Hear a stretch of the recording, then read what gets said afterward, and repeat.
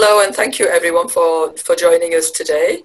This is a self-love workshop, and we're doing 4 workshops during October. This is our second one, and today we are joined by the lovely Siobhan Louise Moss. And first of all, I'll tell you about Kaushalya UK, which is the charity that is funding this. And it is founded by our beautiful Ritu Sharma. And it is a not-for-profit organisation that focuses on women empowerment. And it's based in Birmingham. And the founder is Ritu. And this organisation, it helps women from all walks of life all around the world. It's amazing how Ritu has managed to get so many people from around the world in this organisation. And Ritu's passion has always been to connect women, to get them together, to help them to achieve their self-empowerment, to help them to have success. So not only women who are working, but women who are retired or who are not working at the moment, all are welcome. And with the, we were just saying about these strange times that we're in. Yes, we can meet up with people, then we can't meet up with people. What's happening? And the saviour has definitely been these online webinars, these online workshops, and being able to connect with our family and our friends through the computer, the laptop, through Zoom, Skype. And it's really helped us to connect and stay together and keep a bit of sanity, I think. So Ritu is the author of Rich Man's Daughter. She's been through amazing trials and tribulations in her life, and now she's doing more than her purpose, giving it all back to people like myself.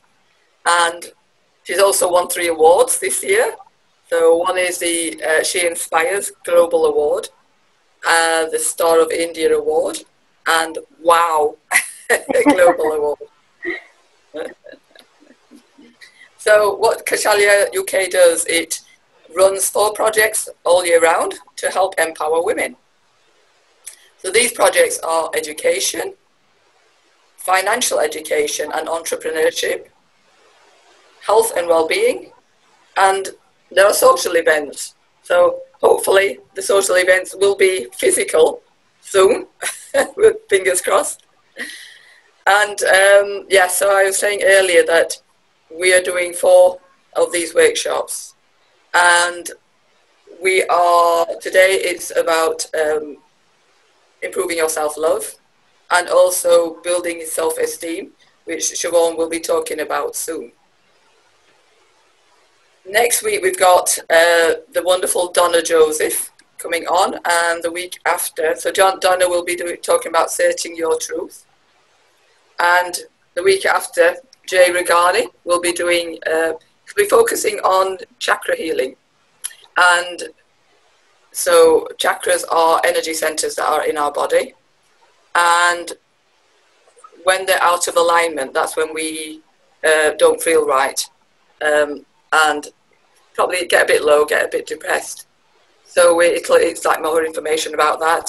And Jay will also be doing a little bit of a sound bath, which is wonderful, and it helps raise our vibrations. So where I'm going to start now is introducing the lovely Siobhan. So Siobhan is the self-connection coach, and she helps awakening women on paths of spiritual evolution and healing to connect with more of themselves and to each other. She helps to create nourishing support systems, both internally and externally, and she helps with meaningful relationships on their healing and their self-love journey through the community. And she specialises in journaling and intuitive self-care. I've known Siobhan a few years, and she runs a Connection Cafe as well. Originally that was in a venue in Sheffield, but now she runs it online every Saturday, is it, Siobhan? It's not at the minute. It was every Saturday during lockdown, but yeah, we're just looking at when we can run that at the minute. Okay, yeah. So, but Siobhan will be leaving her details if anybody wants to connect with her later. So, over to you, Siobhan. Okay, thank you very much. So yeah, I'm feeling really honoured to be here this morning, and I really love what this organisation is about. I myself, as you say, I'm a connector as well, and I love bringing women together to heal together, because I believe that when we have that support, we can heal on such a powerful level. So thank you for inviting me to be part of this morning. And I just wanted to share this morning a little bit more about journaling, because I think that is one of the most powerful tools for healing, and how we can use that to impact our self-esteem and look at different aspects of self-esteem, bringing it all together to help us heal it and express it and be more in tune with ourselves and our values and everything that self-esteem is, and just show up in our lives, bringing more of ourselves into our lives to be able to connect with others and have better relationships, especially during this time as well. I think it's really important because we're not able to get out there into the world and physically meet up with people. So I think it's important to be able to get online and speak to people like this on Zoom. And I think there are quite a lot of people that don't feel quite confident enough to, you know, come on to meetings like this, or, you know, sometimes they might not be confident in speaking or showing their faces, which is fine. And it is a learning process, isn't it? You know, I think I'm still getting used to being online and speaking to people in this way, and it's a new world at the minute, isn't it? So we're all just learning how to, you know, communicate again in a different way. So I think it's important to be mindful of how we're feeling about that, and I think that's where self-esteem comes into this, because it's about how we feel about ourselves, really, isn't it? And how we can communicate with others. So, and I just think bringing the two together, so journaling and self-esteem, is really powerful, because we can look at all the different facets of it. So I've got a little presentation, which is just an introduction to journaling. So, I mean, I was speaking with Audrey earlier about journaling, and she says it's something that she's not in practice with at the minute. So, I know that some of you might use this practice, or some of you might have done it in the past, and, you know, you might not do it at the minute. There was a big period of my life where I didn't journal, but then I started using it on my healing journey, which happened in 2016. I went through a bit of a process around healing, and it became part of my everyday kind of self-care to just check in with myself and see how I was feeling at that time and write about what was coming up for me, and that really helped me to process my healing. So yeah, does anybody here journal on a regular basis, or is it something that you're wanting to find out more about or implement? I used to, Siobhan, journal when I was younger. During my student life, I used to journal quite a lot, actually. Yeah. And I suppose that went down to that being the only one, because when, you know, very strong emotions.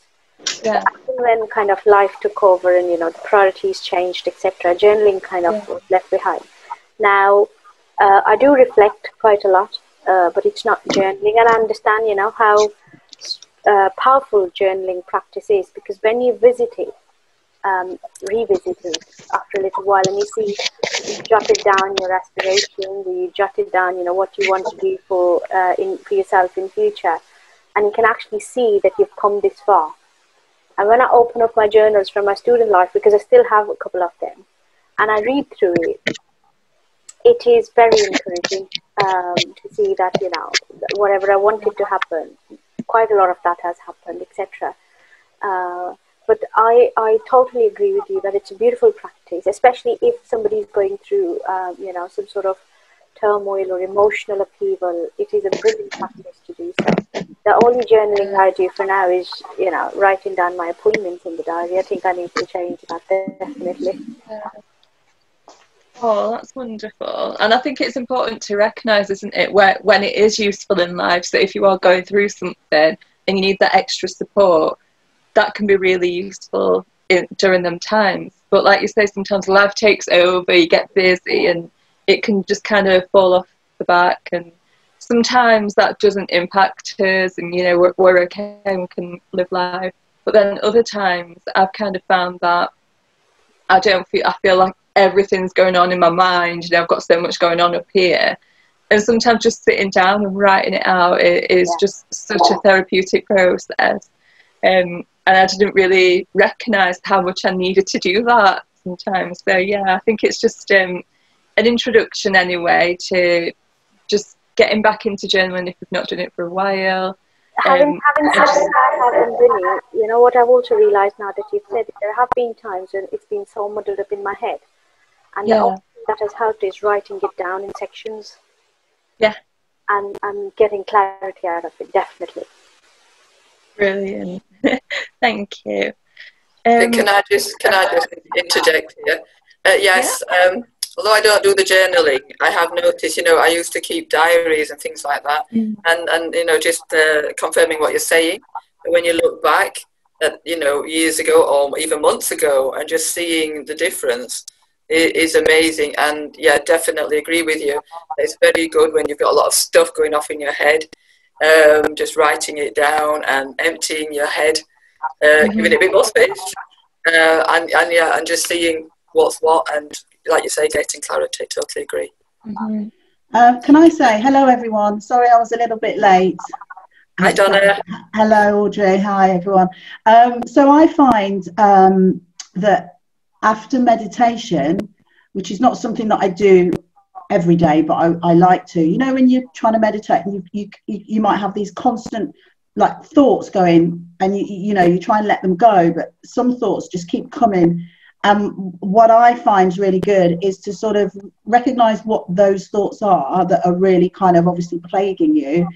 And at the end of meditation, that's when it's a good time to write them down. So you're actually almost physically getting those thoughts out of your head onto paper, so you can make sense of them there. And I find journaling, that can motivate me to journal. Other than that, I find it quite hard. I've done a journaling challenge before, and it was really good, because out of 30 days I did 18, which is 18 more days than I probably would have done if I hadn't done it.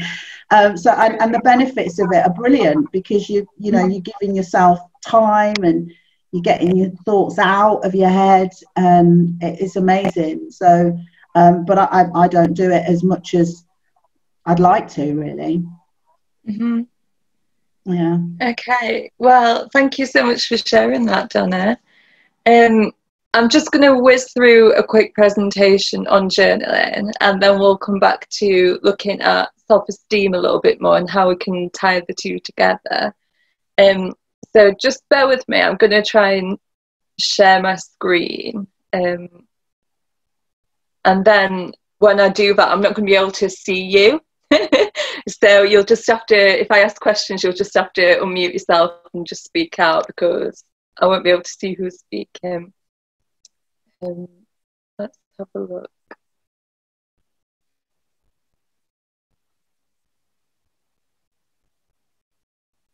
Can everybody see that okay?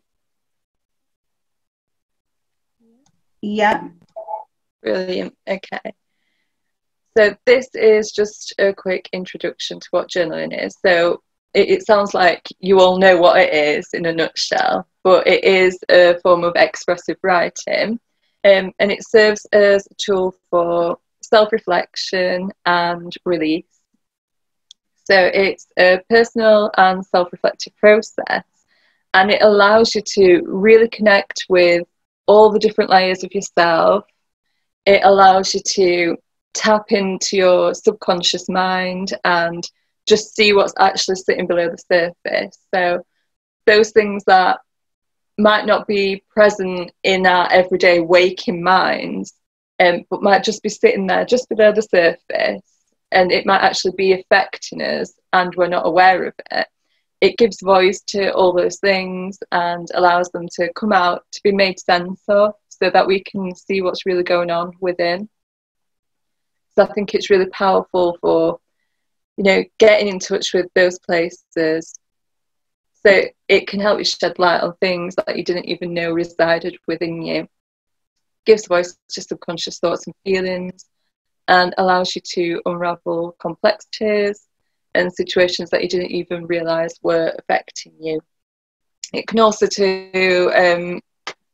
help you to reach core issues and form profound new perspectives, and just different ways of looking at and dealing with those issues, and also your emotions around them. So it's just really good at bringing it all together, and allowing you to see things from new perspectives, different perspectives. So what are the benefits of journaling? There's so many documented benefits. There's been quite a lot of research done into the effects of journaling, and these are just some of them. So it can help you to reduce your stress levels. So it just provides a cathartic release for that built up stress and other toxic emotions, such as, you know, anger, things that are bothering you. It allows you to get it out of your head and onto paper to make sense of it, and it actually feels like a physical release when you do that.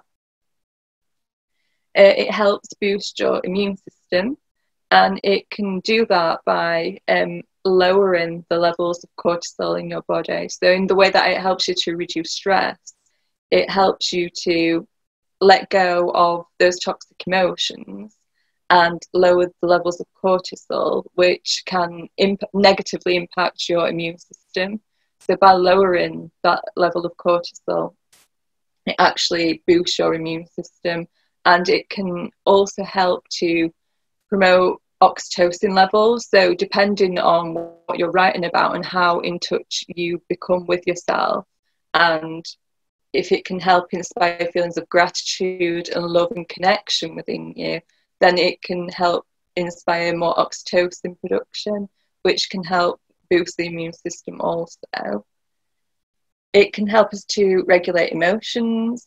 So journaling can help reduce the activity in the part of the brain, the amygdala, which is responsible for how intensely we feel emotions.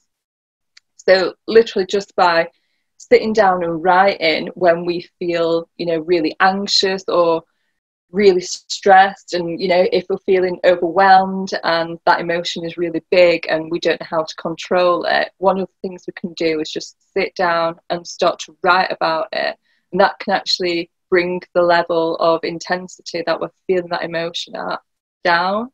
So it's really good at helping us to regulate our emotions. It can help us to boost our memory by helping us to piece together how things unfolded and helping us to recall the way things happened, and just to retain accurate information around the way things happened. So it can help us to, you know, boost our memory in that way.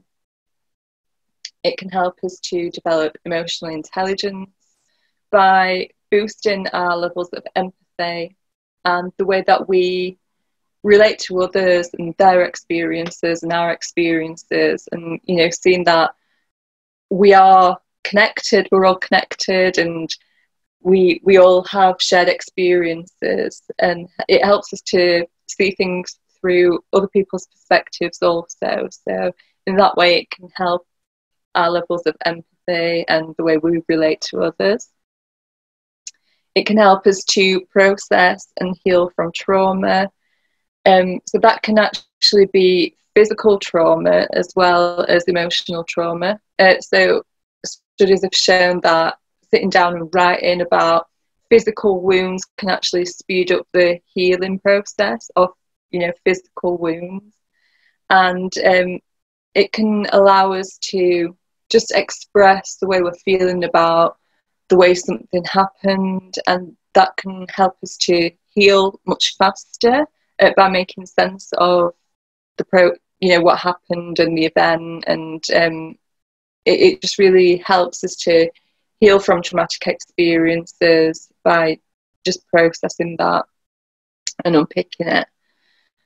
It can also help us to achieve goals. So research has shown that people who journal regularly about their goals are 42% more likely to achieve them.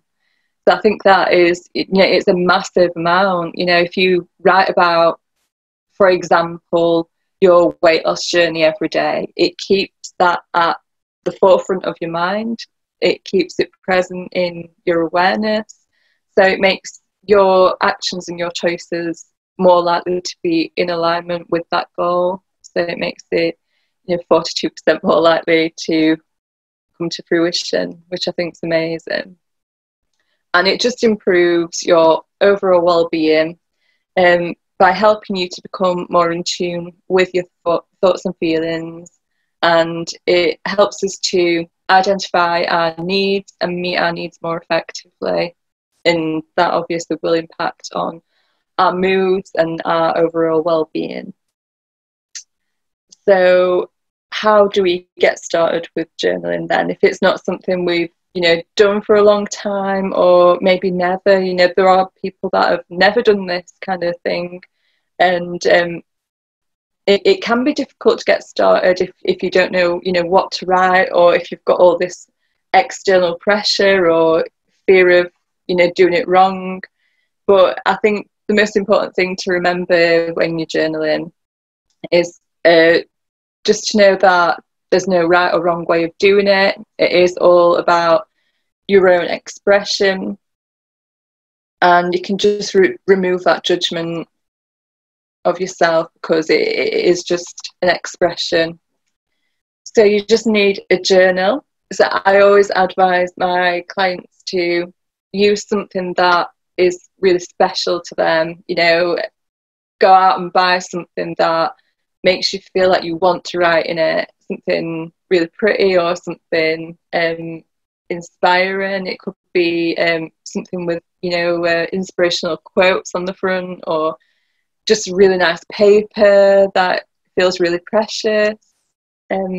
My journal, it's a really beautiful one, and I walked into, I think it was like Paper Chase or somewhere, and I saw it on the shelf, and it's just got seashells on the front of it, and it's just so beautiful. And I thought, oh yeah, I really want that one. So that feels really precious to me, and it makes me want to use it and write in it.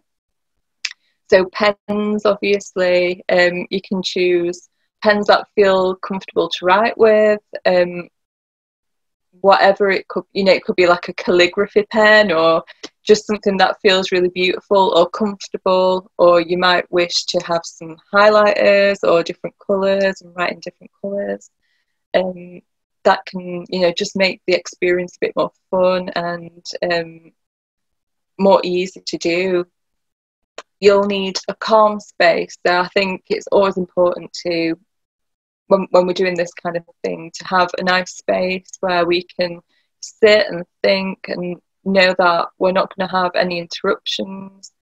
You might want to light some candles or some incense, make it a really sacred space for you to reflect in, and just to give yourself time as well. So you might want to set a timer, or just make sure that you're going to be undisturbed, put a sign on your door saying do not disturb or whatever, just to give yourself a little bit of time where you're not going to be interrupted, and you can get into a flow with your writing and not be knocked out of that flow. So I think that's really important.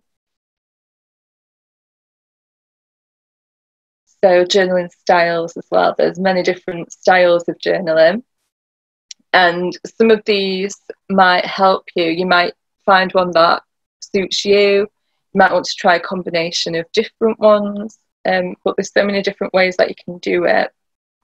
It's just what feels right for you. So there's, let's have a look, lists. So this is a really easy one if you're just wanting to do something, you know, quite quick. If you've not got a lot of time, that can be a really good way of getting concise points out. And, you know, it could be writing a to-do list or intentions. A really popular one is gratitude. So you could write a gratitude list every morning or every evening. And that's just a really quick and clear, concise way of journaling. A really good way to get started if it's not something that you're in flow with at the minute. There's bullet journaling. So that is a method of personal organisation, and there's plenty of Pinterest and YouTube videos about bullet journaling. So it's just a way of tracking your progress and planning. And you can, it can be really creative, a really creative process where you can design, just like grids and, you know, drawing it to suit yourself. So you can have a look for inspiration on YouTube, and there's loads on Google and Pinterest that you can have a look at. There's letter writing, and that can be really good way of directing attention or energy to, you know, people in our lives or to ourselves as well. It could be a person that might have hurt us or we're carrying negative feelings towards, and we can just simply write out how we're feeling and direct what we're feeling out on that piece of paper towards that person. We never actually have to send these letters. We could burn them to be released, but it's just a really good way of getting those emotions out of ourselves. And we can also write letters to past self. So it could be yourself 5 years ago or yourself 5 years in the future, letters of encouragement, letters of guidance. So it's just a really useful way of reflecting on personal, you know, events or, you know, people in our lives that we want to communicate something to. And it's just such a good way of doing that and getting those feelings out. There's captured moments.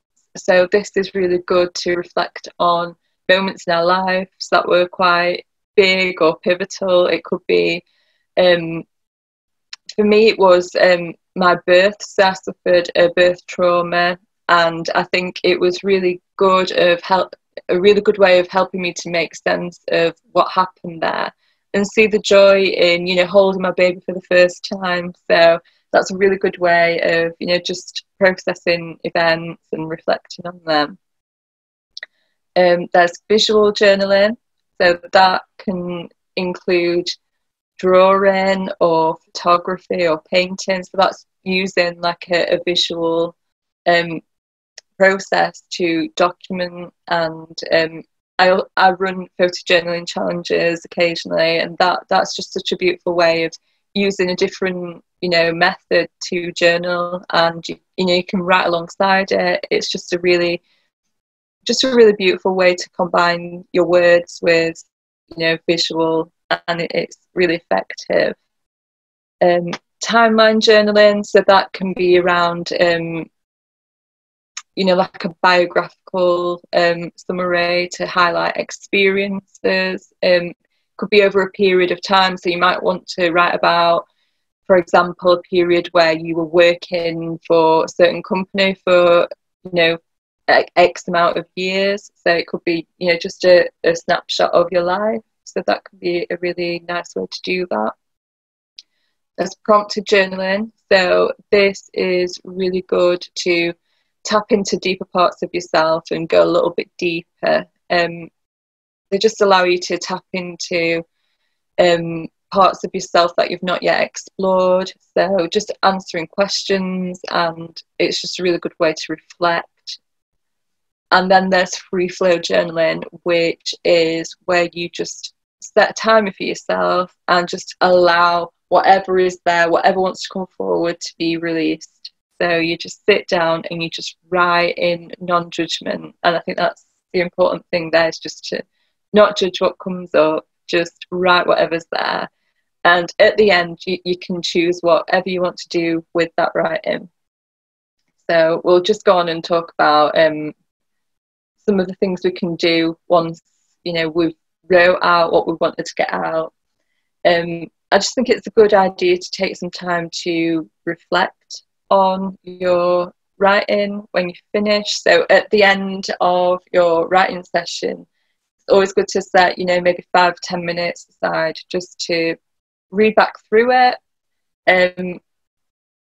feel your emotions, see what's there, see how you're feeling, and you know what's come up for you, and just give yourself some time to come back into the present moment, gather your thoughts, and ground yourself before you step back into your day. So I think it's important to do that, just to bring yourself back into your reality and move into your day with more ease. But some of the things that we can do with our writing once we've done it. So some people like to keep their writing all together. So in a journal, you know, you can date your journal, so you can, you know, have one each year kind of thing, and then you can always go back and reflect on what was happening at that point in your life.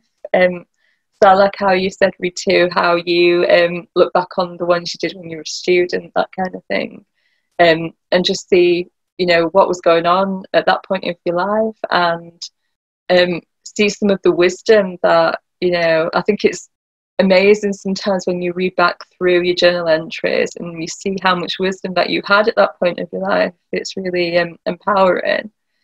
Other ways that you can process your journaling is, if you're doing something like releasing, you could burn or destroy that right piece of writing once you've finished with it. If you're just wanting to let it out and release it, you can maybe burn it or throw it in the bin, throw it into some water, fast running water, that kind of thing, just to take the energy of whatever it is and disperse it. So I think they're really powerful ways of you know, release.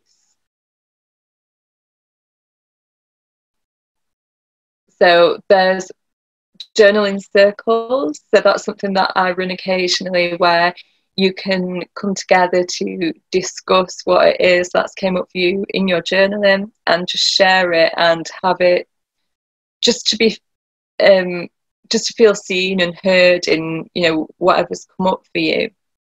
So I think that can always be really powerful, and just a supportive place to have your writing witnessed and to, you know, just share. I think that's really important sometimes with this kind of work. If you're not in therapy, or if you don't feel like you can speak to your friends or your family about the things that have come up for you, this can be really useful, just to share and to not be judged in what came up for you. And just to end with a quote, and it just says, fill your paper with the breathings of your heart. And I just think that that is what we do when we journal. That's what we're doing. We're breathing life into a piece of paper. You know, it's lifeless at the beginning, and by the end of it, there's so much there. It's an expression of who we are and the things that are going on within us. And I just think it's really beautiful at the end, you know, when you see a page of writing that's flowed through you. I think that could be really beautiful. So yeah, that's the end of the introduction to journaling. So I'll just stop the share there, and I'll just ask if anybody's feeling inspired to do some journaling. Definitely. I think what you've the detail of all the different types of journaling that you can do, I could have done with having that information before the journaling challenge. You know more about like the points thing. The bullet point one would probably be more suited to me. So yeah, really inspiring to you know, especially to see all the different ways that you can do it. And that's just a few. There's even more out there. Wow. Yeah. Brilliant. Siobhan, this is beautiful, because although I did not know that there was, you know, terms used in all this turn, having been in different circles around healing and coaching and mentoring, etc., I've done quite a few of these. I have written letters to people whose burden I was carrying on me. And even in my book I write, you know, I accepted all the apologies I didn't ever receive. And I think it went down to these letters that I wrote to these people. And then I still have a few, the most important, biggest ones, but I kind of got rid of most of them. As you say, I either burnt them or just threw them in the bin. And that is, you know, what we're talking about, self-love, and whatever you've said about journaling is all around honoring yourself, having that little space, as you said, create that little, you know, peaceful space around you, find something that you like to write on, with, or about, and it's all about honoring yourself and putting yourself first in that time of journaling. And that is the beauty of journaling, I suppose, that kind of gives you an insight into who you actually are. And, you know, as I said earlier, when I read back from my student years, the journaling I had done, and I'm sure it's the same with everyone if people have done journaling, that when you look back, actually, you know how you mentioned the wisdom, and it's surprising that even then you knew that got confirmed after 30 years of time. It's really strange. It's really interesting like that. But yeah, thank you so much. That was very insightful, Siobhan. Thank you. That's okay. Thank you. I think, sorry, I think also the timeline, I've done some timeline work before, and that was really powerful. Like, I think the project was something like looking at every 7 years, and it was the first time that I ever had done that. And then you try and it's a great thing to do, because then you start really you're thinking about yourself and like, gosh, what was I doing then? Where was I? Where did I live? What did I do? Who was I with? What was, you know, and then you're able to write it down and see a picture of it.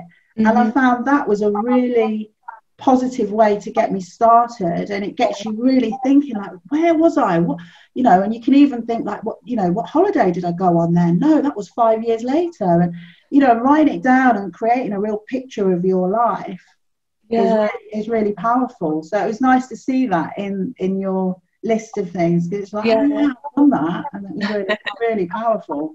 It is, definitely. Just, I think everybody has got so many different stories within them, haven't they? And I think we don't really take that into account, because we just live moment to moment, or we live in the future. You know, we're always projecting into the future and like, oh, we need to do this, I need to do that, and we don't actually spend time looking at our past and looking at all our learnings and, you know, just collating our wisdom and seeing, you know, where we've been. And we don't give ourselves time to honour, you know, our journeys, and I think it's so important to do that. So yeah, I'm just going to do some more sharing then around self-esteem and how we can use journaling as part of self-esteem to improve all the different facets of it. So I'll just move on to the next screen share.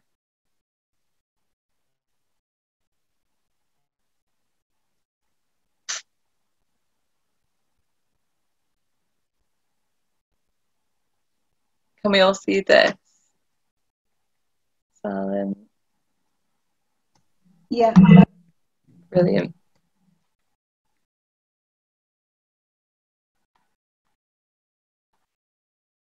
So this is just a little bit about what self-esteem is and the key pillars to self-esteem. And then at the end of this, we can do a little bit of journaling. I don't know if you've all got pens or papers or... Brilliant. if you want to go and grab some at any point, that's fine. Or if you don't want to do actual journaling, you can just reflect on the questions at the end. Brilliant. So what is self-esteem then? So self-esteem is the way we feel about ourselves. So the dictionary definition is confidence in one's own abilities and having self-respect for ourselves. Sometimes Siobhan? people, yeah? Yeah, can I just ask if you can put it on the screen, the slideshow, please? Can you see it? Yeah, it's not on the slideshow. Yeah, you've just got you haven't got it as full screen. That's it. Is that all right? Can you see it better? That's it. Yeah, that's it. Okay, but how do I go back?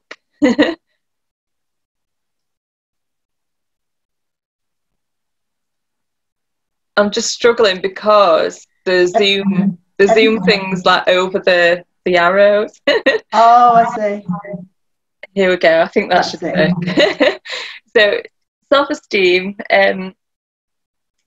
it's how we feel about ourselves, and sometimes people may appear to be confident externally, but on the inside they could be suffering from low self-esteem.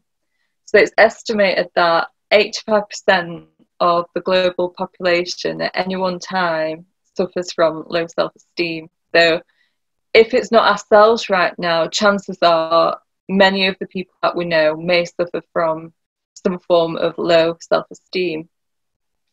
So just a reflection for yourself, you don't have to share this, but on a scale of 1 being the lowest and 10 being the highest, just ask yourself, what is your level of self-esteem right now?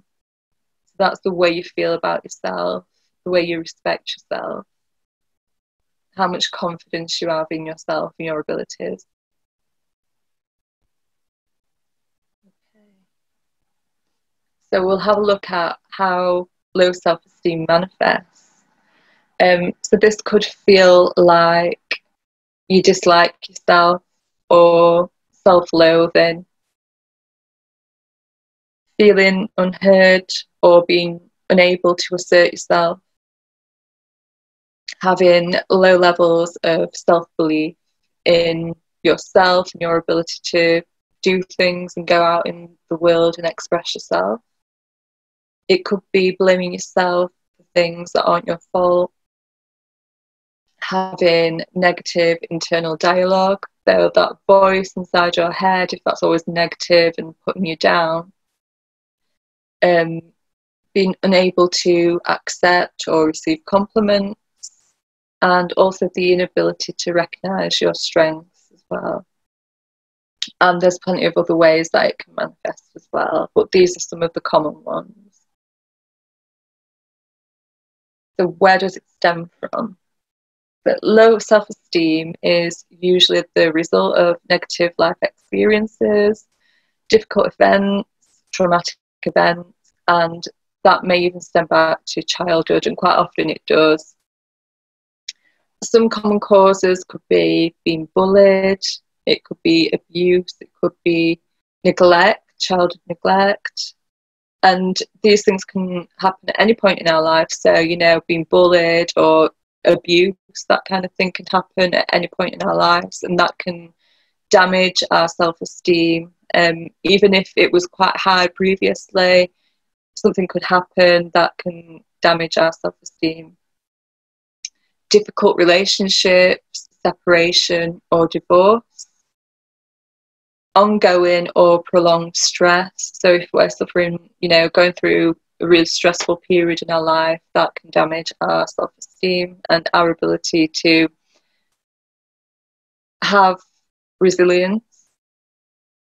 It could be being stuck in situations that don't make you feel happy, physical or mental illness or disabilities, and social status, economic status or unemployment.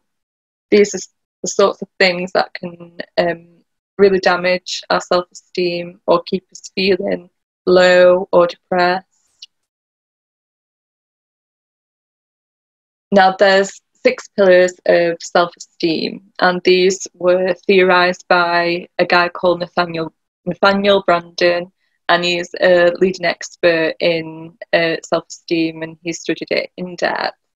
And he concluded that there's 6 kind of pillars that prop up self-esteem. So to have high self-esteem would be having high levels of having all of these in abundance. So we'll go through each pillar and have a look at what that is, and then we'll do some questions around this for self-reflection, so we can reflect on how full we are in each area. So the first one is the practice of living consciously. So all of these are practices because these are things that we have to do consistently for them to be a thing. You know, we need to practice these actively in our lives to have high levels of them. So this is the practice of living consciously, and this is about being aware of the world around us and the choices and decisions that we make.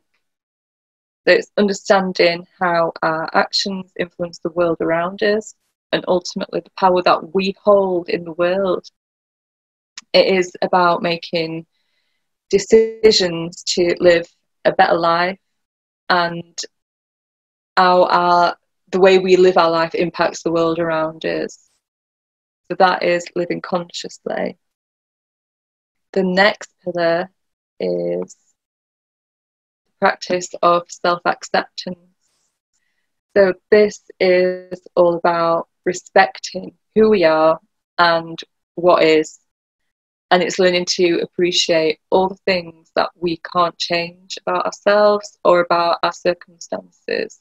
So it's surrendering to where we're at, and it's about learning to have compassion for self and learning to stop comparing. You know, we always tend to compare where we're at with where someone else is at.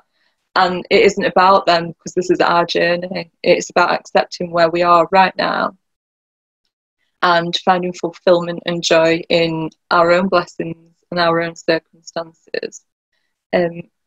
It's just having compassion for ourselves, really, and just learning to appreciate who we are and what we've got right here, right now. So the next one is the practice of self-responsibility. So it might seem contrasting to self-acceptance, but self-responsibility is about taking control of things that we can change. So it's about holding ourselves accountable for our choices and actions. It's about recognising that we are fully responsible for our own life experience, and reminds us not to give our power away to others by relying on them for our happiness. It asks us to take charge, to change the things that we're not happy with, and to do the things that we know we need to do to give us the best possible life experience. So that could, for example, it could be, you know, ringing up and paying that bill that we don't want to do, you know, but it's going to give us a better life experience. It could be, you know, leaving the job that we don't love. It could be ending the toxic relationship with a best friend that was our best friend at college, but now they're not very good for us. It's about giving ourselves better life experiences, and sometimes that means doing things that might feel difficult, but it's about having, you know, taking that responsibility to better your own life. So there's the practice of self-assertiveness. So this is about honouring our boundaries and our self-care needs. It's about communicating these in an open and honest way to make sure that our needs are being met. It's about staying authentic to ourselves and making sure that we're not being pressured or swayed into situations that we're not comfortable in. And it's about being able to stand our ground in the name of our best interests. So it's just communicating and being assertive about our wants, our needs, and what we need to, you know, feel good about ourselves. Next one is the practice of living purposefully. So this is about finding meaning in the things that we do and working towards a cause. It's about working towards goals and recognising that they're important for self-development and can provide us with a sense of purpose and achievement. And when we live purposefully, we do things from a place of conviction, which allows us to live passionately and vibrantly. So it's about having passion and doing things that are going to impact us and the world around us. And then there's the practice of personal integrity. So this is all about living in line with our personal values. It's identifying appropriate behaviours based on our beliefs and setting personal standards. It's about practicing what we preach and making sure that what we do and what we say is in alignment with ourselves and our values and our beliefs, and that we're acting and living in alignment with those. So they're the 6 pillars. I'm going to ask you some questions now. So if you've got your journals, you can write them down, or you can just think and reflect on them if you're not wanting to do any writing right now. And then I was thinking, after we've done this, we could just maybe go around each person, give you a minute or so just to share what came up for you if you're wanting to do that. Okay, I'll just take you off screen share now.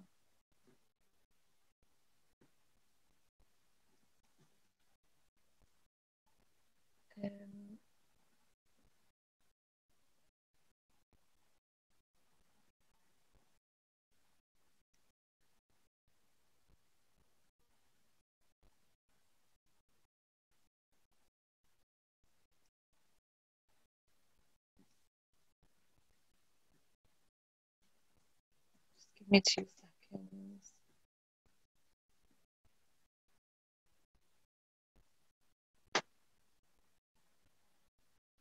Okay, so we're going to go in order of the pillars and just reflect on them with these questions. So if you just want to make a note of the question or just answer it. So the first one is living consciously. So I'm going to ask you to list 3 ways you can become more aware of your impact in the world. So, you know, it could be your carbon footprint, or you might want to volunteer, or just something that impacts the world around you. So choices that you can make. We'll do it as a list. So just if you just want to list 3 things.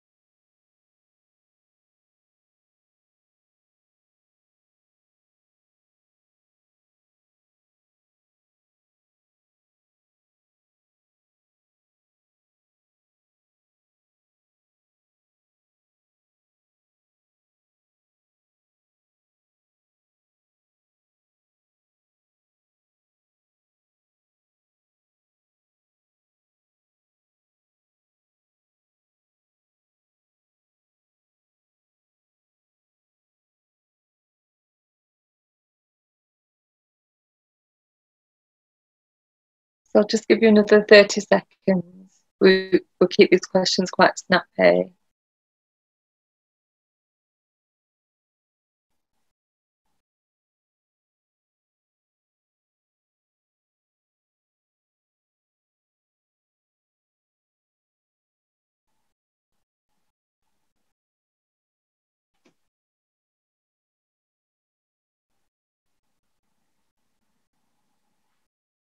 Okay, so moving on to the next pillar, which is self-responsibility.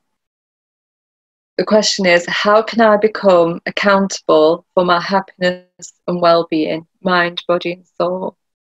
So, for example, that could be seek out a personal trainer, go to see a coach, have a weekly massage. It could be anything along those lines. So I'll just put a minute on the time if you want to answer that one.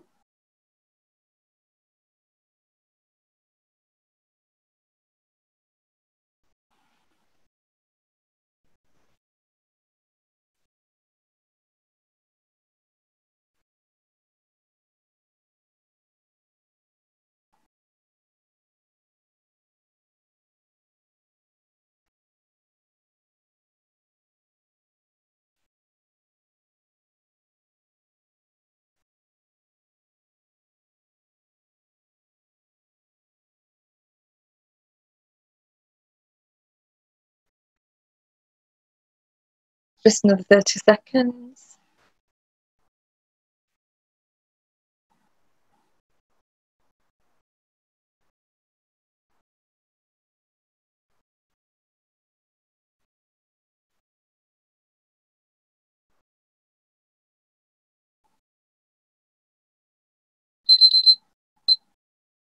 Okay, so the next one is self-assertiveness.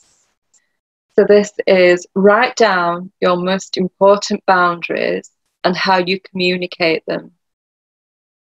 So, for example, mine is having time to myself. That's very important to me.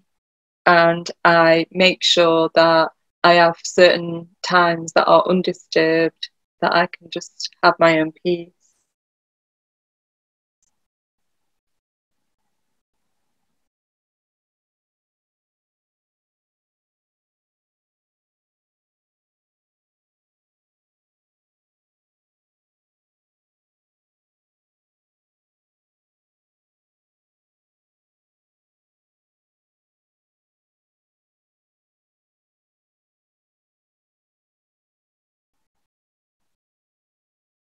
Just another 30 seconds on that one.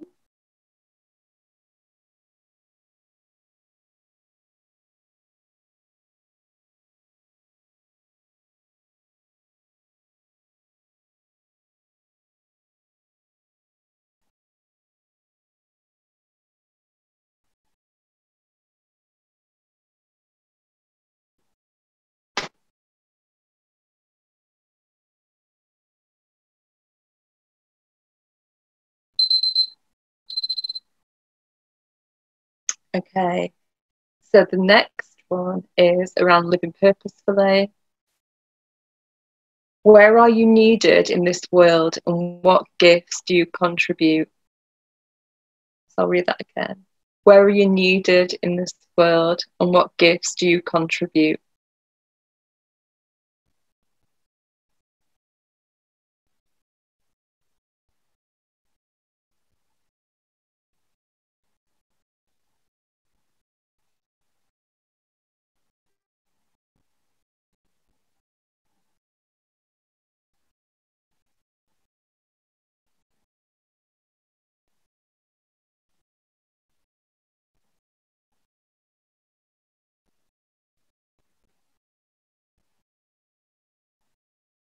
Just another 30 seconds on this one.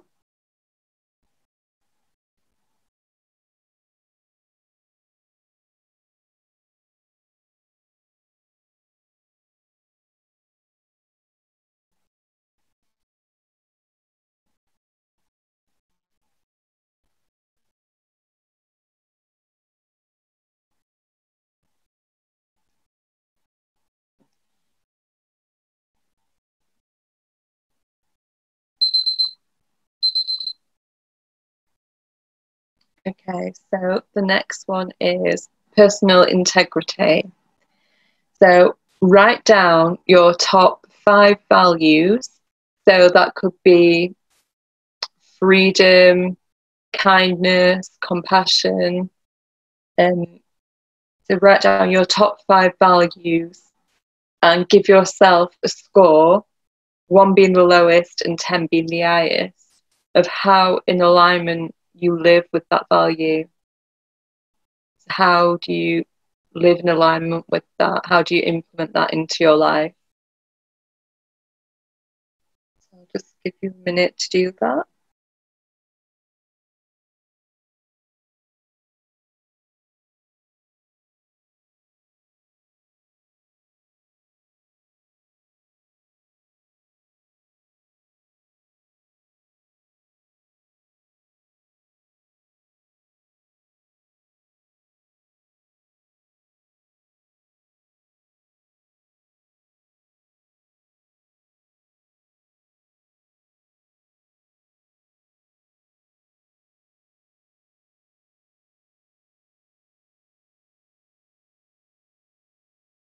Just another 30 seconds.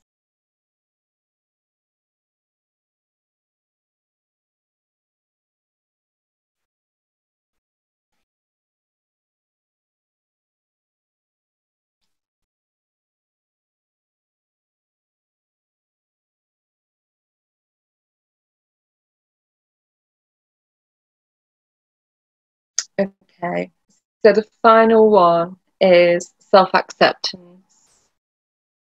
So what is one thing that if you truly accepted about yourself would really make an impact on your life? I'll repeat that. So what is one thing that if you truly accepted about yourself would really make an impact on your life?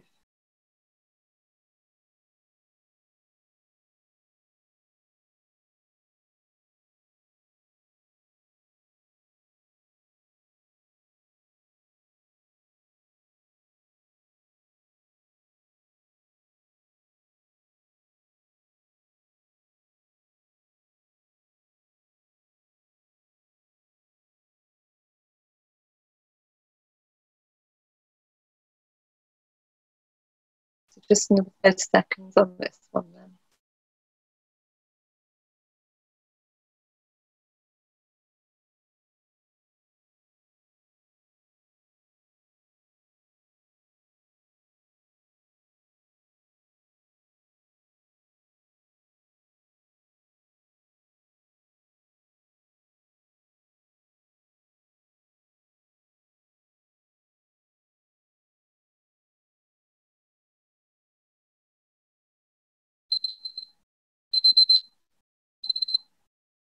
Okay, so I am aware that we've ran over, but have we got time to just go around everybody and just, you know, reflect on how we're feeling?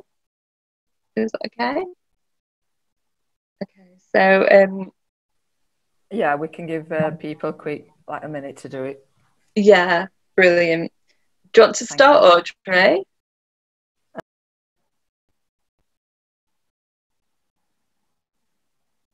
Oh, I think you're muted. You're muted. Sorry. That's fair. living consciously. So yeah. So what I do is we do. Am I looking at the right thing? Yeah. We do healing meditations. And I also, you know, obviously we have a big effect on the carbon footprint at the moment because we're not traveling a lot. But what I always do as well is I go out and I pick litter up when I go on my walks. Brilliant. And I also like to have an impact, not so much on the world, but on the people around me by smiling and welcoming them. Unfortunately, there's a lot of places, especially around the UK, where they don't do that. But Sheffield is, I think it's known for being very, very, very friendly. And it's just lovely when you do, you know, you smile, you say hello, good morning, to get that response back. And because there are a lot of people, especially, you know, elderly who live on their own, who don't have that, you know, someone there to help them do that. So thank you. Brilliant. Thank you for sharing, Audrey. Donna, would you like to share next? Yeah. On the timer. Let me just think. So with regards to self-responsibility, I'm practicing really a morning routine for that. So getting up, sort of consciously getting up earlier to give myself that extra time in the morning, which then also leads to kind of a night routine, because in order to do that, I have to take responsibility for what time I go to bed, and also what I'm doing before I go to bed, you know, either journaling or reading, not screen time. But also to be consciously aware of sort of organising myself a bit better, because responsibility throughout the day, working for myself, I can kind of, you know, not be as responsible for myself as I can be for other people. So that's something that I'm trying to be more conscious of. Brilliant. Thank you for sharing, Donna. Jude, would you like to share next? I can't remember which one it was. So it's like having time for myself. I like to walk my dog in nature and just look around at the trees and the birds, and not walk around with my headset on like some people do, or on the phone. I always walk my dog. I never have my phone in my hand. I'm always looking around. Like Audrey, I say hello to people when they walk past me, you know, just to put a smile on their face. And also, I like listening to music. I think music, like, depending on what mood I'm in, just if I'm feeling a bit down, I just put some music on to lift me up a bit. Yeah. Oh. Wonderful. Thank you for sharing, Jude. They're lovely things to do, aren't they? I think music, especially. I love that one. Is it Lavanya? Would you like to share next? Hi. Firstly, I would like to share the second one because I just love that question. I'm a visual person, so I'm an artist. So I do more towards the art, so it speaks a lot. So what I do is spiritual art. So it's a sacred art, and I can just sit myself, give myself in my world. So my me time, I just go into it. So it's completely my mind, soul, body, everything is towards me. And I create something that I cannot create it again. So it's something I would like to share. And it's a beautiful question. Everything is so good. Oh, thank you so much for sharing that. And I think it's really precious, isn't it, when we can, you know, create something unique and that flows through words. Thank you so much for sharing. Thank you. Is it Daljeet? Would you like to share? Also, there is no pressure to share if you're not comfortable coming on. But I've just joined. It's the first time I've joined you guys, but it's what I've heard so far. It's been brilliant. The thing that I've come out with most from all the list is actually making time for myself. Is not actually running around everybody else. And if on a whim someone calls me and says they want something doing, is to actually say, well, actually, no, I had planned my time. And I think I should go ahead with my time rather than dropping it for the sake, not for the sake of, but to help somebody else. I just need to be a bit more, you know, controlled about that. I'm not very controlled about it. If I plan something, I'll put it to one side in case anybody else needs help. And that's my weakness. So I've just got to look at that a bit more in myself. Brilliant. Thank you so much for sharing. I think that is powerful, you know, definitely recognising your own time and your own space and your own needs and being able to communicate them. So thank you for sharing that. Shalina, would you like to share next? Yes. It's the first one, isn't it? Living consciously. You can choose to share anyone, yeah. All right. Okay. I think what I'm practicing is less wastage in terms of disposable, and like, you know, just learning to live with just enough, you know. And also, what I did this morning, which I'm going to carry on now, is I fed the ducks. I went to my local park and fed the ducks, and that gives me a lot of immense pleasure. And, you know, I was surrounded by the nature. So it gave me a lot of peace, really. And I think I'm going to make it a point to do that, if not every day, at least 3-4 times in a week. Really, and positive thinking, you know, meditating, which I really need to do. You know, I've been thinking about yoga and meditating for some time, but I've been failing really, and I think I need to, you know, work on it, because everybody says it gives you, like, you know, lot of peacefulness, peace and pleasure. Brilliant. Thank you for sharing their lovely intentions. I really like the one with the ducks as well. That is such a lovely thing to do. So thank you for sharing that. Thank you. Yes, in front of me, yes. And is it Lata? Would you like to share next? I think you're muted at the minute. You might want to just unmute yourself. Oh, I said hello, everyone. Hey. Nice to be back. So are we discussing the 6 pillars? It's whatever came up for you during the journaling. So if there was one that stood out for you, or anything that came up for you? Well, no, yeah, I mean, it helped me to unblock my thinking processes and my flowing. So yeah, I mean, I'm for self-responsibility. I am doing yoga and connecting to other people and reaching out to lovely people, other women mainly, and I'm finding that's very therapeutic.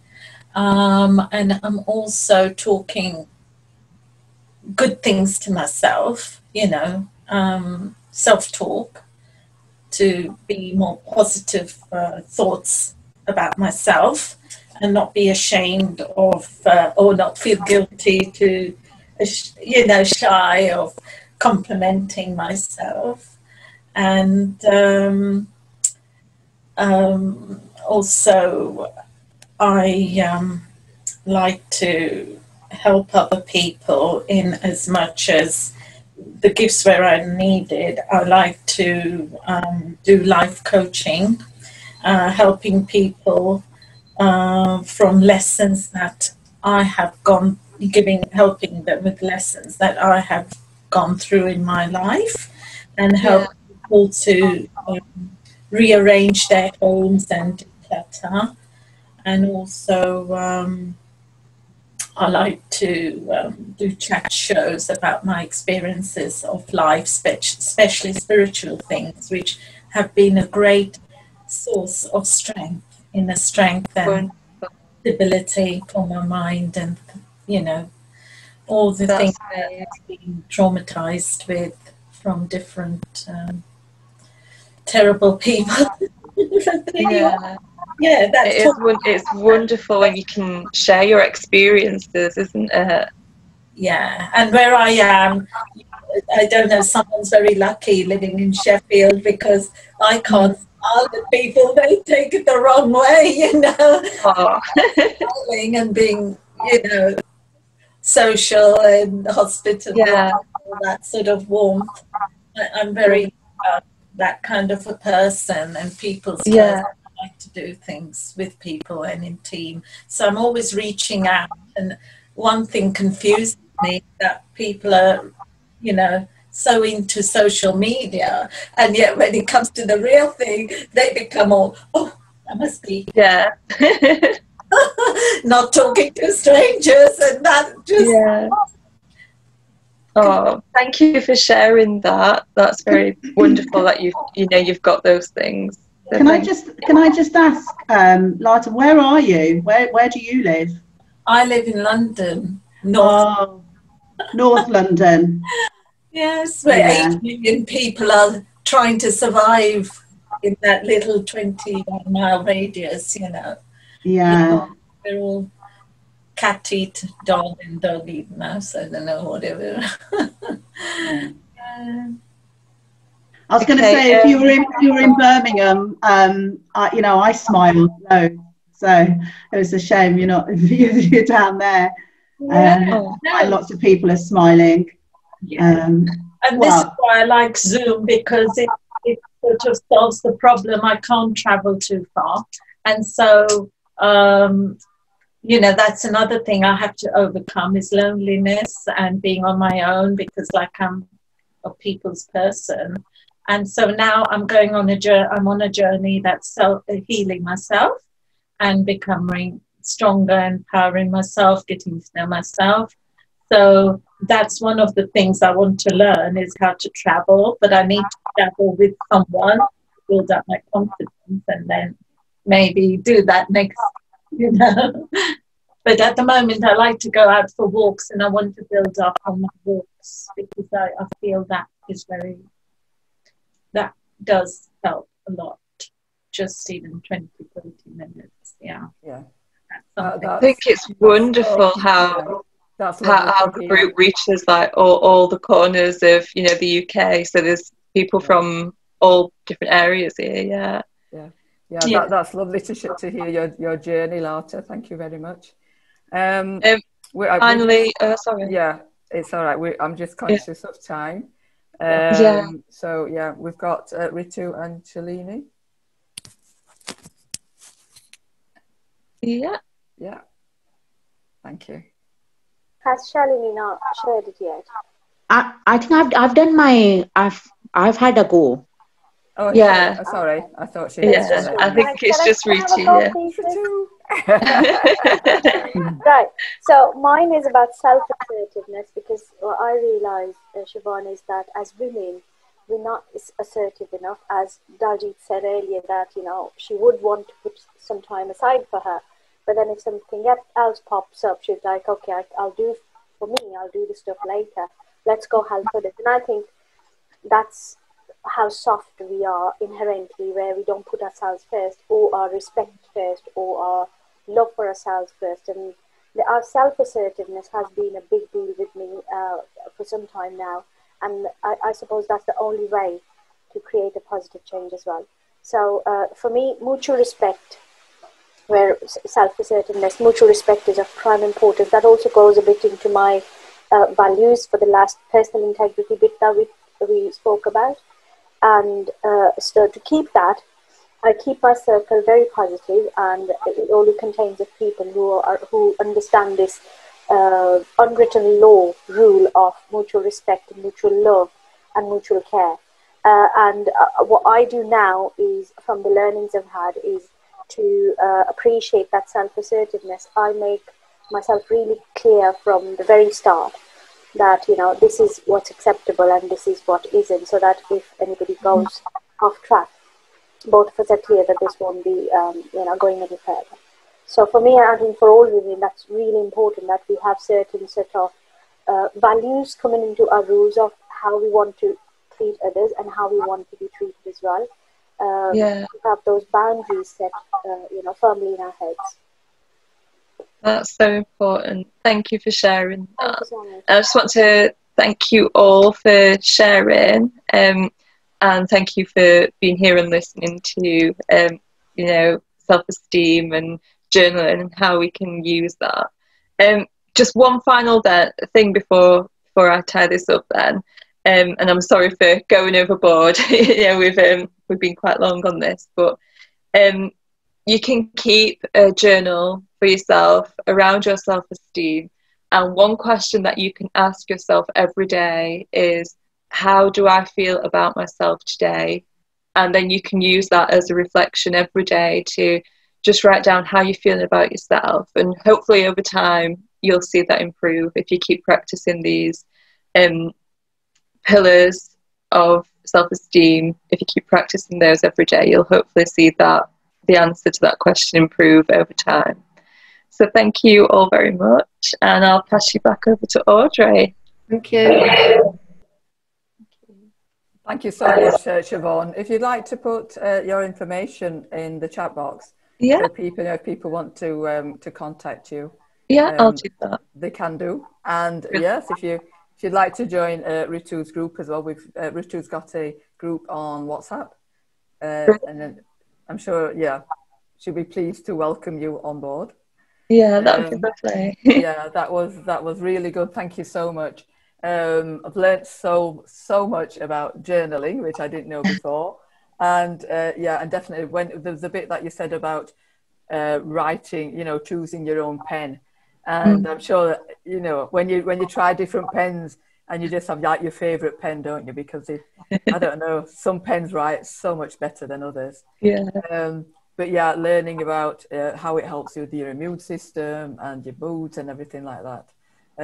That's wonderful. Thank you so much. Lata, you're welcome to come up to Sheffield anytime, even though we're on like lockdown. Sorry, can I just ask, Ritu, which group is it? I understand you have your own WhatsApp group. It's a WhatsApp group Audrey is talking about. Yes. All right. Can I be part of it? So you can be, Shalini. Why not? I'll add you on. No worries. All right. Thank you. Thanks. You're very welcome. Yeah. So I'll just quickly run through what I was going to do, and it's again confirmation of what Siobhan's saying. A lot of confirmation. So talking on the subject of self-love, a lot of us, if any of this resonates with you, just type it or just put your finger up or something if you want to. So a lot of us do feel sometime in our life unworthy, that we don't deserve, and we have lack of self-belief, self-doubt. We don't love ourselves, we don't like ourselves. And a lot of this stems from mainly when we are up to 0 to 7 years old in our life. And like Siobhan said, things happen to us, what we hear, what we experience has an impact on us. And we've done in the group I'm in, there's a man called Nicholas Haynes, and he does the vitality test. He does which shows you what energy you are. So that's based on the Chinese philosophy and medicine. And each one of us are a particular energy. So we're either earth energy, fire, metal, water, or wood. And what I discovered from that is that we've all got a sentence that, or a desire, depending on what our energy is. So for me personally, I'm out and out fire energy. So I'm somebody who wants to be loved and wants to give love. And to discover that, it really helped me to understand why I do things the way I do. There's the earth energies people. They want to be understood and they want to understand. So you might think, oh, that's me. I've got to understand. In my family, I've got 3 sisters, and every one of them are earth energies. And I've always wondered why I was the odd one out, and I know now because I'm a fire energy. And the wood one, if you are a wood energy, you have struggle with not being free. You want to be free. You don't want to be contained. So if you are, in a situation, so it could be a marriage, it could be a relationship, a friendship even, where you are being controlled and you don't like it, you probably more than likely would, but they're creative people as well. Water people are people who feel like they're not safe, they're not secure. Oh, is this all right? Am I all right to do this? Am I all right to do that? But also you can have the extreme where they just do things. So Richard Branson's a water person, and he just tries everything, doesn't he? But within that, what he tries, there is an element of how far can I go so that I don't step over the boundaries of being safe and secure. And then we have metal energies. So metal energies are people who are quite methodic, They like to think about things, but they're always looking for something that's missing. And they're perfectionists. Most of the time, they're perfectionists. So they're always thinking about, like, you know, what's missing, something missing in our life. So what I found with that is that it especially with one of my sisters, it gave me a deep understanding, and my sisters an understanding of why we do what we do and how we do it. Because she always says to me, why don't you ever take anything seriously? You know, and I'm like, why should I? You know, I just see the good things about things, and I've got a weird sense of humor. So I can laugh at a lot of things that people would be horrified at, but that's because of my fire nature. Where she's like, oh, earth, and she's very grounded. And of course, you've got the other energies there that also interact with you. But that really, really helped with improving our relationship, having a really deeper understanding. If you want to have a go at the test, it's www.vitalitytest.com, I think it is. It's really good, really good. There's a lot more to it than that, but it really tells you about your strengths and your weaknesses and gives you more of an understanding about yourself. So as I said, as a child, when you're young, you have these negative experiences. They create wounds, wounds that don't heal. And unless you start to heal those wounds, so like Donna was saying, you know, doing the journaling from 0 to 7 years old, she's, you know, you've realized, oh, this happened then. So you've got all the lovely experiences, but intermingled in all that will be experiences that you didn't enjoy at all, or you didn't, you know, you didn't like. And what we find is that these serious seeds that you don't like, these experiences, will set patterns in your life. So if somebody comes up and says something to you and it really upsets you, what you'll find is that probably if you go delve into it, you'll find that it was something that happened when you were 7 years old, 6 years old, something like that. So one of my friends, she met me on a networking group, and she made the mistake of sitting next to me. So of course, you know, you talk to people, you know it's Andrea Siobhan. And I just said, oh, I just had this, so I'm a healer, right? And sometimes I get this message that I've got to put my hands on someone. And I'm thinking, like, okay, all right. And I just got this urge to put my hand on Andrea's back. And she'll let me tell this because she's allowed me to share this. And I put it on her back, and I'm yakking away, talking to everyone. And suddenly she went, are you doing something to me? And I'm like, me? Oh, no. And what she told me afterwards, when she left to go home, and she said she couldn't stop crying. And she was sobbing and sobbing. She said she could hardly drive because she couldn't see where she was going. And when she went home, she ran up to this bedroom because she didn't want her family to know she'd been crying. And suddenly this memory came up of her when she was young with her dad. And I think it was some schoolwork. And he said something to her that really upset her. And what I'd done is I'd help her release that emotion. And she got the memory of what it was. I mean, at the time she didn't know, but the memory came to her.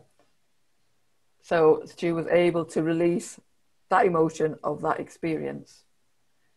And this is what I help people with. When you said, Siobhan, about, you know, what do you do? What impact do you have on, where do you help people? And this is the area I help people with, is to release and let go. Because when we have, when something happens to us, we have an energetic charge lodges in our body.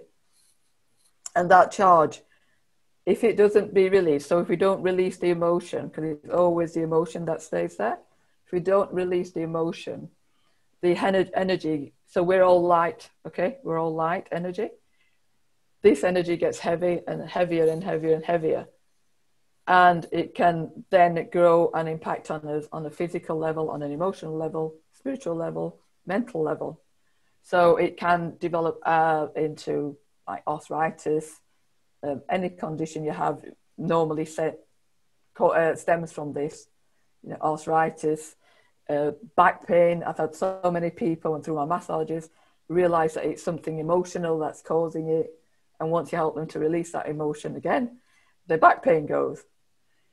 So hi Preem, thank you for joining us.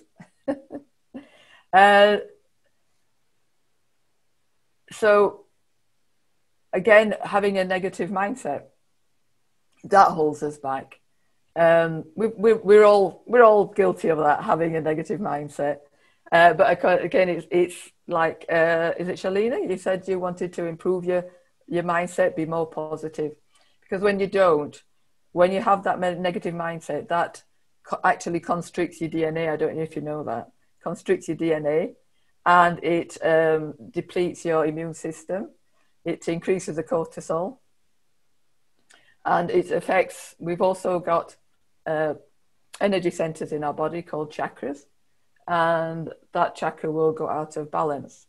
So if you've got lower backache, normally it's round about your base chakra, which is to do with security, safety and security, and not being grounded. So there's so much to the body that, than just the physical body, just the symptoms, just the organs, so much on an energetic level. But at the same, sorry, Audrey, sorry to interrupt, but at the same time, sometimes in your life, there's things happening which for factual, they're quite negative. Yes. And you'll probably have them, or you'll have it all your life. So it's very difficult to be positive about it. Yeah. So if you came to me, what I would do is I would ask you to focus on that area, and then we'd do a little journeying down to what the actual cause was, because you will probably find that there is an event, again, usually in your childhood or in your teenage years, that's caused this negative mindset to happen. And when you do that, when you release and let go, it changes. If I can just say about a couple of my clients, and they were both have this problem with their mother, and I helped them to release, let go of these seed causes. And this is like within a week of each other. And they were going to see their mother in the afternoon. When they went to see their mother, both of them reported back to me that the change. So their mother was someone who never asked about them, never was interested in what they were doing. And both of them said, "Oh my goodness, I can't believe the change." My mother was asking me what I was doing, wanted to know everything about me. And these are people like 50, 60 years old. Suddenly their mother, just because they've released something, it just blows my mind, because the techniques are very simple, but the impact and how it changes your reality it just blows my mind. I've been a therapist for over 20 years, and it still amazes me. Audrey, Audrey, is it like sort of a timeline type of therapy that you do when you're working with clients? We call it a life map. So I don't really know the timeline techniques. I can't really tell you, but I'm sure it's similar, very similar. It's just that because it's similar to kind of what I'm focusing on now, which is, really encouraging people to kind of go back to that space in a safe space environment, because now we've got a different perspective of things. We're looking at things differently now. But there's some people that say, "Oh no, you got to move away from that and move forward." And I'm like, no, because if you do that, it's still there. And I think that's what's causing a lot of pain and a lot of anger, is because they've not dealt with it. So in a safe way, we've got to go back, look at it, untangle it, and get rid of it. Yeah. So I'm really like, you're speaking my language, but sort of in a different way. But it's really nice to hear. Could I just add something here? Shalini, I think I know what you're talking about, and I talk from observation as well as personal experience, that sometimes there are situations and people who are going to be a part of your life forever. And yes, you can't change them. Definitely you can't change them. So in my understanding, there are only two ways of dealing with them. Either, one, you remove yourself from the situation, which seems unlikely. Two, you raise your vibration to a level where nothing negative can touch you. And that's all about internal input. That's all about creating that powerful you. So that's got nothing to do with what's and who's happening around you. That's all to do with how you empower yourself in a way and create that huge amount of self-love that whatever's being said or done around you does not touch you. And I'd be happy to speak to you about that in detail, one-to-one if you like, later. All right. Okay. Thank you. Thanks, Ritu. Thank you, Ritu. Thank you. Yeah, absolutely. Can I add something, Audrey, if that's okay?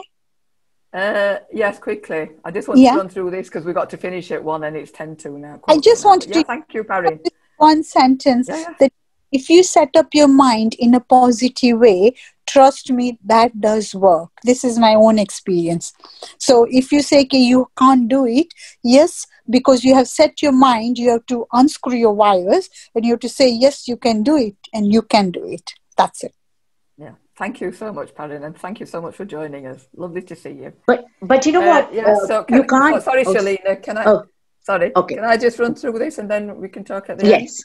Yeah. Thank you. Because this is what I'm talking about as well.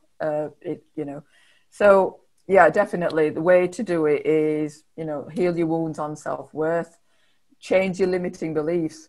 So, the stories that you tell yourself, when you change your story, watch what happens. Listen to your inner voice as well. When I'm sure, how many people you see somebody and straight away you think, I'm not sure about those.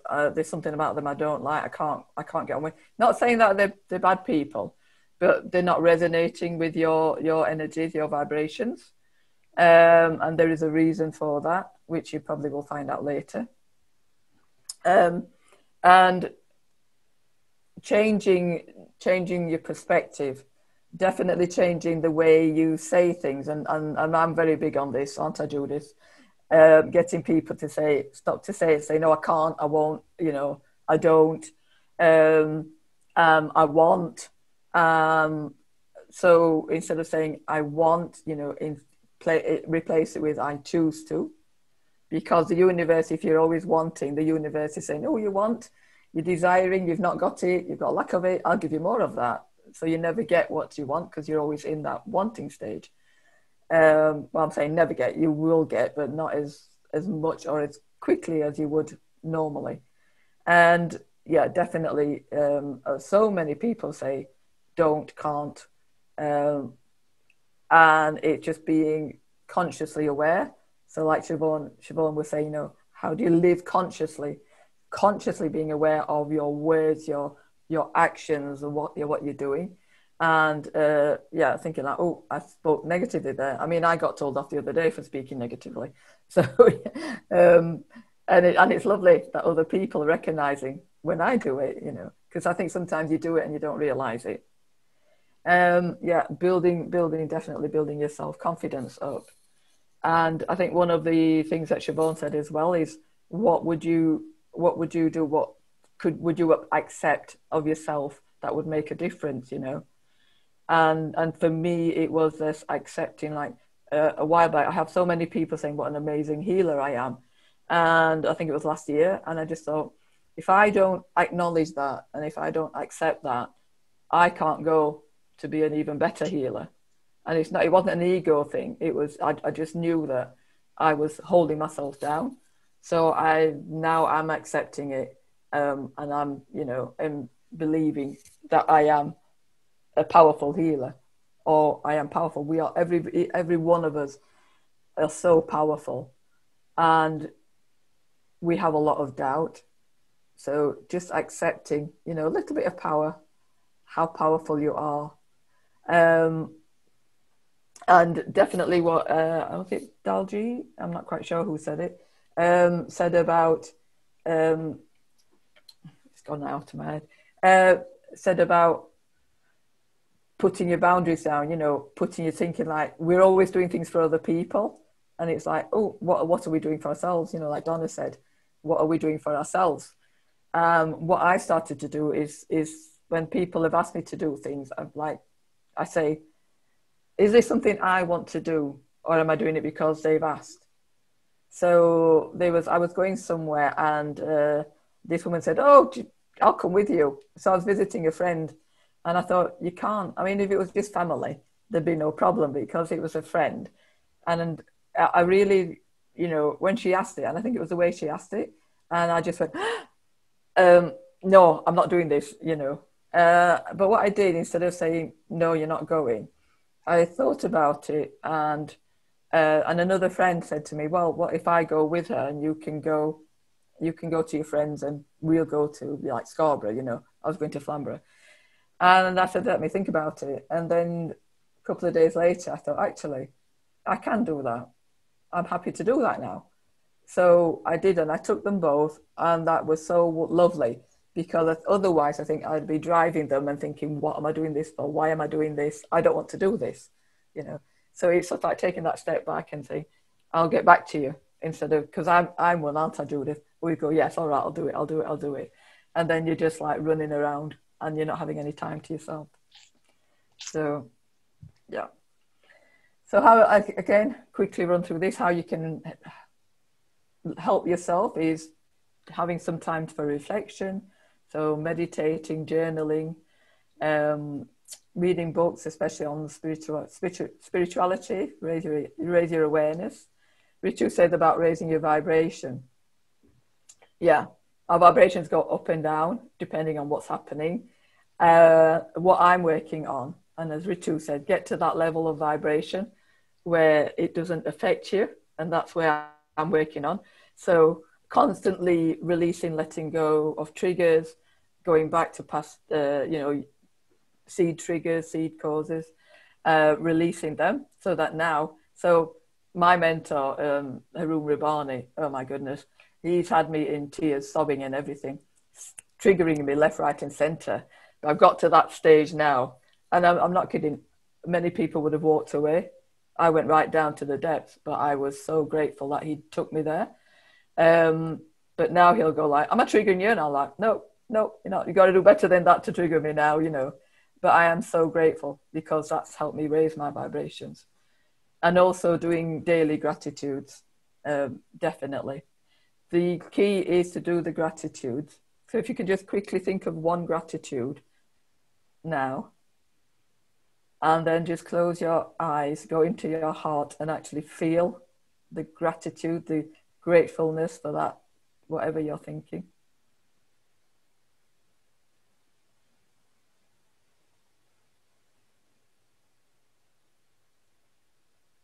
How does that feel? Can you feel that? Yeah. So that's so much, for me, I think that's so much empowering, writing it down and then actually going into your heart and being grateful for it. I'm just sorry, I've just done it and I'm just like buzzing all over. Yeah, definitely have time for your self-care and your reflection, walk in nature, yoga, watch your posture. You know, if you can sit up straight as possible, as whenever you can, stand up straight. Creativity, lots of art, fashion, writing. I actually got more into art because of my friend, because he would buy me pictures, and which I never thought to buy before. You know, I do some pictures, but really, you know, done by artists, not by prints and things like that. Singing, dancing, which I love. I always find that if I'm feeling a bit low, just put the music on and I'm like, whoa. And I know Ritu's like that as well, definitely. Yeah, and connecting with your heart. Definitely get out of your head and go into your heart. That is what we teach people to do as well. What I teach people to do is to get out of your head, get that, you know, that chatter, out of that chatter. So a lovely way to do that is, I think, what we did last week, a little bit, I'm sure. If you just want to put your left hand, if you don't want to do this, you don't have to. Left hand on your heart, in the middle of your chest, and just close your eyes. And just taking a deep breath.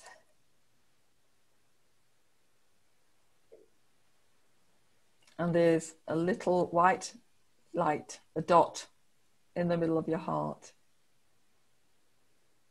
And it's expanding, it's getting bigger. Getting to the size of a tennis ball. And now the size of a rounders ball, if you know what that is.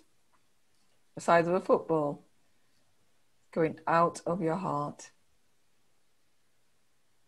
And it's going, filling your whole body. Every cell of your body. It's lighting you up like a Christmas tree.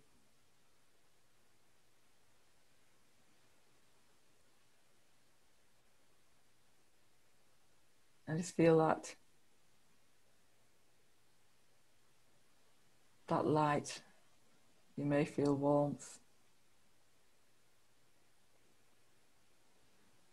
And when you put your hand on your heart, you're actually expanding the strength of your heart. And that's been tested by the Heart Math Society.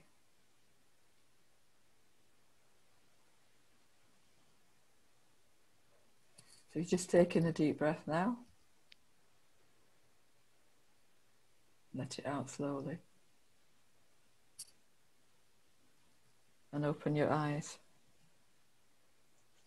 That's just a short version. Anybody feel a bit better? Calmer? Oh, where's Ritu gone? Somewhere, I don't know. Very overwhelming. Lovely. Thank you.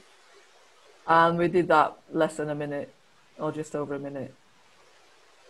So, Shalini, how did that feel? Has it helped you? Yes, it did, but Lovely. That, I mean, that is just, see how quick that happened. So if your mind's going all over the place, just do that. Just take that little bit of time. Obviously, you can do it as long as you want. Daljit, she's put, thank you, I do it every morning, thanking God. It's really made me think what I should be looking at for myself. I'm always giving out advice, but today has made me realise I need to start doing it myself. That's beautiful, Daljit. Thank you so much. Thank you. So, yeah. Can I say that I felt very, very light and glowing and fantastic. The pains.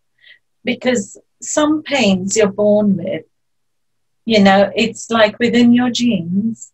So that's what I would like to delve into and explore, how to demute those or change those, you know, those mutations. So that would be lovely journey.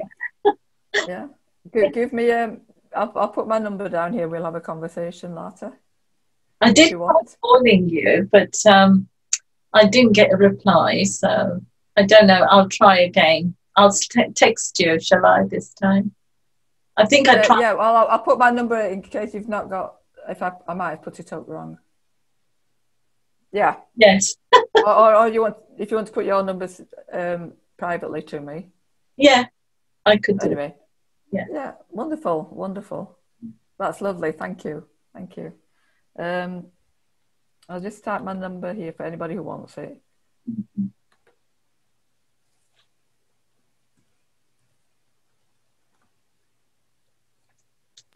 The vitality test is 5institutes.com. Thank you. Okay. Right, I think I've got it right there. Has it gone up? 2, 4, oh, yeah. 5, 9, 2, 4, 3, 9, 3, 8. Yeah, that's my number. That's the right number. Oh, it's gone. Okay. Oh, Yeah, if you click on the chat, it'll be there. Okay, I got it. Yeah. Okay, I'll go. Yeah, thank you. Yeah. So the other thing from what Nicholas Haynes said is about kindness and being kind to ourselves. You know, the quality of being friendly, generous, and considerate. And what can you do? What can you do to be kind to yourself? One thing can you do to be kind to others? One thing can you do to be kind to the planet? You know, just being aware of things like that. And yeah, so building up your innate self-worth, you know, when you build it up. I just quickly say that when I left my husband, I didn't like going home, especially if my son wasn't there. He was with his dad. And I found learned to meditate. And I couldn't wait to get home. I just sit down for half an hour, just say, I want half an hour, have that meditation. And oh my goodness, it was just, I was finding myself, yeah. I was finding this peace and this love within. It just so powerful. And I was just doing 30 minutes. So even 20 minutes of meditation a day. I know quite a few of you do the meditation, but just spending that 20 minutes as well to do that meditation is really changed me a big, in a big way. Audrey, can I just say, because I know you're going to finish now, but what I'll do is I'll put in the WhatsApp group a link to the mindfulness class that I do, because it's free on a Wednesday night. And we do like a silent meditation. It's only 40 minutes, but it's free. Is it okay, Ritu, to share that? Because it's kind of what enables me to be quite consistent with it. Probably because I'm one of the leaders. Anything that's positive and helpful for others. You don't have to ask. That's what. Okay, lovely. I'll put it in, because every Wednesday it's on Zoom, and it's having a real impact with a lot of people. So I'll share it. Yeah, please do. Yeah. So I just want to say that you are all beautiful. You are all wonderful. You are all worthy, and you're all powerful people. So thank you for this. Just want to say that Donna will be coming next week, will be our guest, and you are talking about, is it searching for your truth? Do you want to just say a little bit more about that? Searching for truth, which I believe is your true self is love, self-love. So I think it's gonna tie in really nicely with what we're doing here. So yeah. Yes, wonderful. Thank you. What day is your meditation? It's a Wednesday. It starts at 8 o'clock, but I start nice relaxing music from about 7:45. Oh, that's great. So I'll send you the link, and I usually do a video on the day, a few hours before. So I'll post that as well, which gives you an idea of what we've got coming up. We never know really until the day what we're doing, but it's always really, really relaxing, and it's a way to take the tools away, and hopefully practice. Yeah. Cut yourself off from the outside world. It's a shift in the universe, and Zoom is enabling a lot of people to achieve that shift, Yeah, we've got people now from Russia that come. We were at the yoga center in Birmingham until we had to stop. So we were only attracting locals. But the great thing now is we've got people from, all over the world. It's amazing. Absolutely. Yeah. Absolutely. Donna, did you say you're going to write your number? I'm going to put the link into the WhatsApp group. Are we all on the group? I'll include my number if anyone wants to. I'll include Lata as well. I think Lata is in there. Jude is in there either. So if you'd like me to, Jude, I'll get your number off Audrey. Add you there as well. But there's my number as well. Anyone that wants to just send me a message and I'll send you the link. That'd be nice. Thank you. Yeah. Audrey, before we finish, can I take just half a minute quickly? Yeah. Thank you. So I just want to say a big thank you to you, Audrey, for doing all that you've done so far. And Siobhan, thank you so much for coming along today. It was absolutely enlightening, very insightful. I'm sure each one of us has been doing bits and bobs around journaling, but we didn't see it as a whole picture. And what you've done is thrown enough light to see how that can help us love ourselves better. So thank you so much for that. I definitely want to do more work with you around journaling, etc. in future. So I'll take your contact details from Audrey as well. Thank you so much for coming along. I just wanted to say that now that we're all connected, I'm sure we'll be, carrying on informing you about stuff. We're working on an anthology, compiling a publication with 30 women in it. And what we want to do is give them a chance to express talk about their journey, express their life experience, and share with everyone an inspirational message around it. So I will put the details on the group as and when, but I just wanted to put it out there so that, we can start thinking around if we'd want to be a part of that as well. Next 2 Tuesdays, Audrey's covered that. We're going to put all these links of our recordings on the website, which is under construction. God willing, it will be all up and running, if not by tomorrow, by the day after. And one big thank you to the National Lottery Fund that has, encouraged us to carry on doing this work that we do. So I'm really thankful for that as well. Thank you, Audrey. You can take it from here. Thank you so much. My pleasure. My pleasure. Yes. One last thing is definitely being present. If you can be present, I am trying to do it as much as I can. But actually being present is so powerful, and it takes you again away from everything, because we are always in the present, but we're not because we're always thinking of what's happened, what we're going to do, and not actually where we are now, what we're doing now. So just wanted to add that last bit in.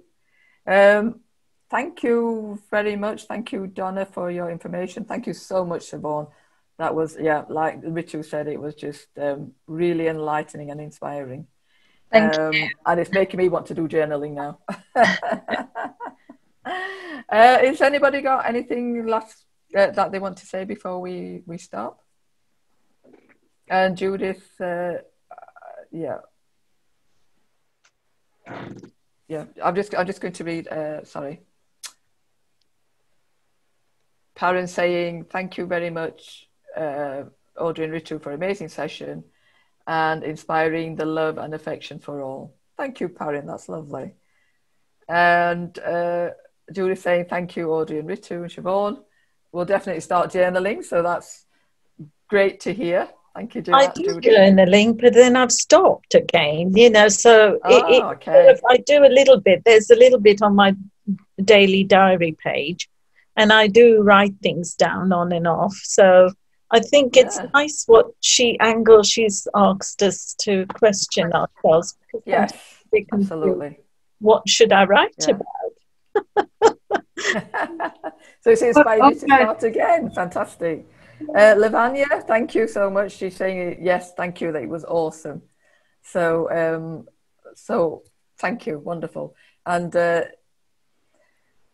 take this forward.